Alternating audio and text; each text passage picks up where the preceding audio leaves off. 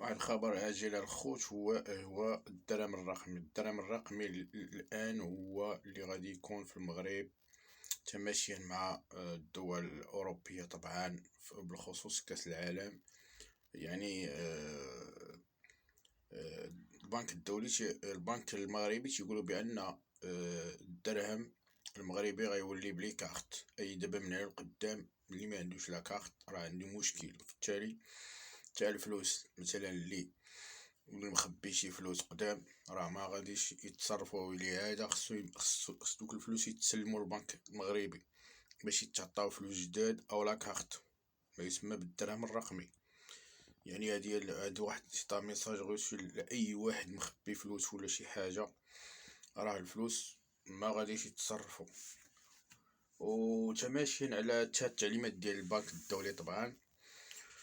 اذا كاين اسباب اقتصاديه بزاف اللي خلى المغرب يعني يولي يعني يرد فلوس بلا كارت وما يسمى بالدرهم الرقمي. وكاين لان كاين نسبه ديال المستحوذين على حتى الاموال يعني اللي هي مثلا ماشي ديالهم، وبالتالي غادي يضبطوا الامور دابا. هذا هو السبب، لان داكشي اللي كان رقمي الحساب تتعرف الحساب اكثر من انه تخبي اللي مخبي فلوسه في الدار، اللي مخبيه تحت مخده. داكشي والاقتصاد المغربي وداكشي تيساهم فيما يسمى بالتضخم. وربما يعني هذا هو اللي فهمت انا، باغيين يحاربوا شي حاجه سميتها التضخم، وتماشيا مع الخطه الاوروبيه نيت مع كاس العالم الجاي. لان قال لك الناس لي زوروبيا غيجيو اغلب كيستعملوا لي كارت، وبالتالي حنا ما خصنا نستعملوا حتى حنا لي كارت بحالهم. هذا هو اللي جعلهم باش يفكروا في هذه النقطه هذه.